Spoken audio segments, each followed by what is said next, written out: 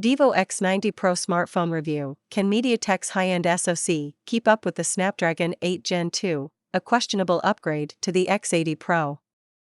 While the Pro Plus model of the Vivo X90 series relies on a Qualcomm Snapdragon 8 Gen 2, the X90 Pro uses the new MediaTek Dimensity 9200.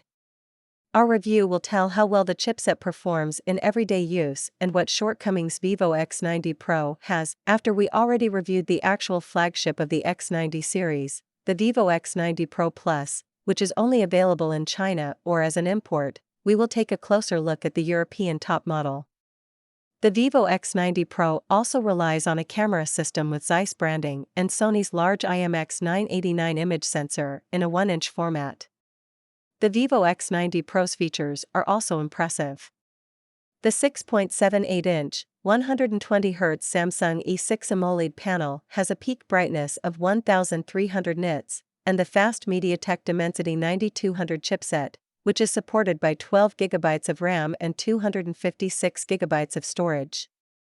The Vivo X90 Pro offers, like the Pro Plus model, a kind of leather texture and a huge camera module on the back. The Chinese manufacturer calls this golden ratio skyline design. Apart from that, the looks of both X90 smartphones are very similar, and the value is also worth emphasizing.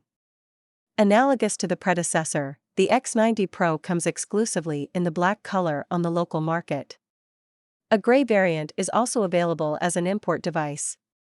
Like the X80 Pro, the X90 Pro is both dust and water resistant according to IP68 standard. With 90.8%, the upper-class phone also has a very efficient ratio of the screen to the total surface on the front. Speaking of the display, the manufacturer does not specify which protective glass has been installed in the X90 Pro.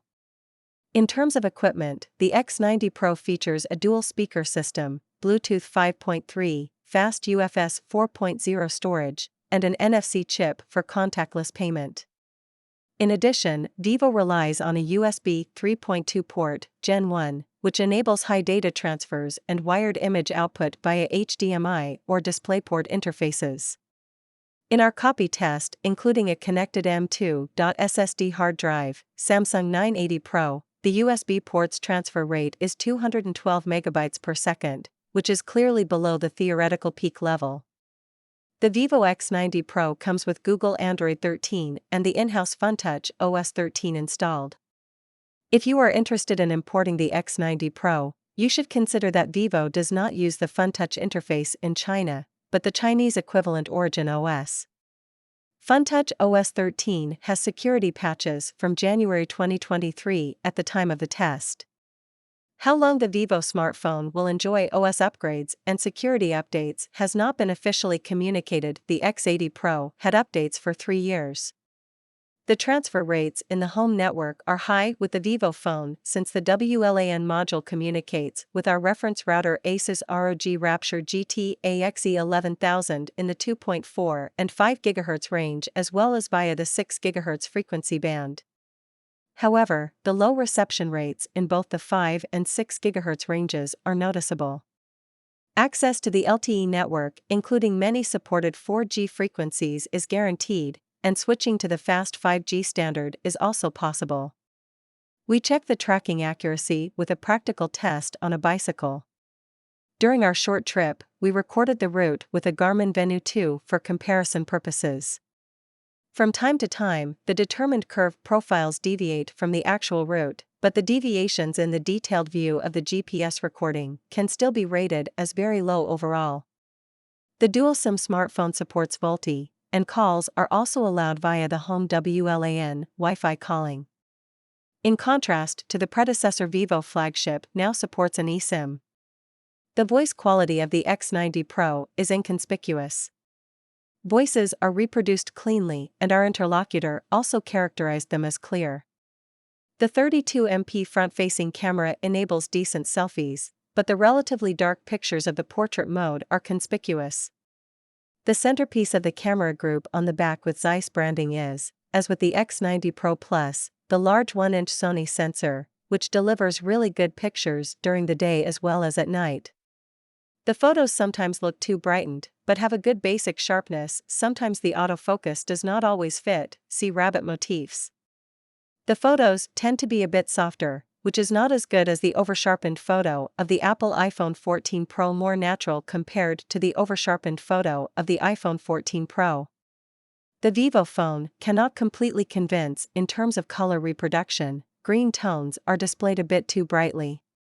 However, users who prefer natural colors can activate the Zeiss mode.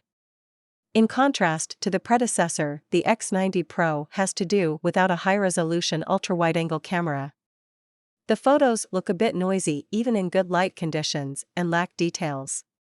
In return, the Vivo phone has quite good zoom qualities, although it does not have a periscope camera and only a 2x lossless zoom. However, the X90 Pro retains many details up to a 5-fold magnification. The dedicated Vivo V2 image processor and in-house software optimizations ensure solid image quality in this respect. The Vivo phone comes with a modular 120-watt power supply, a USB cable, and a protective case. A protective film is also installed ex-factory. The warranty is 24 months after the purchase date. A real feature of the predecessor X80 Pro is the huge 3D ultrasonic fingerprint sensor, which we also saw in the X90 Pro Plus. However, the X90 Pro only has an optical fingerprint sensor, so the area is much smaller, only one finger can be scanned, and the recognition rate cannot keep up with the class leader of the predecessor. It is a pity that Vivo has skimped here. However, the X90 Pro still features biometric authentication by a 2D facial recognition using the front-facing camera. At first glance, not much has changed in the display. Like the predecessor, the OLED panel of the X90 Pro measures 6.78 inches diagonally and has a refresh rate of up to 120 Hz. An adaptive adjustment of the frequency is still not possible, but an automatic switching between 60 Hz and 120 Hz is available. A big difference is seen in the pixel density. While the Vivo X80 Pro is equipped with a QHD+ resolution, the AMOLED display of the X90 Pro only works with Full HD+. The Vivo smartphone uses PWM with a very low frequency of 60 Hz to control the luminance, which is typical for OLEDs, but the fluctuations are small.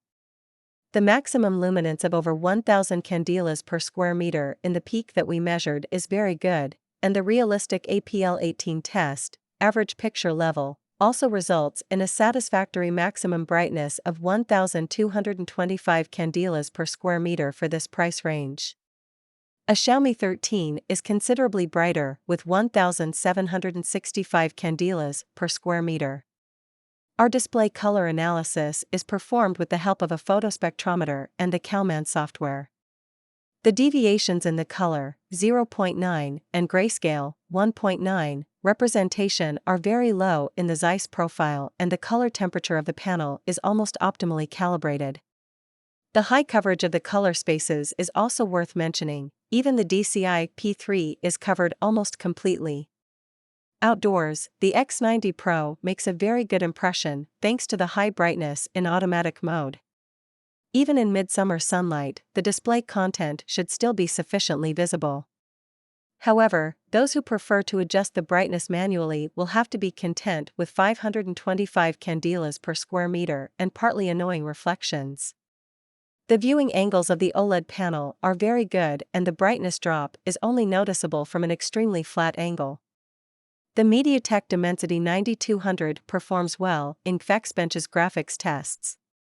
However, even the on-screen rates are often lower than in the Pro Plus model, which has to cope with the significantly higher resolution.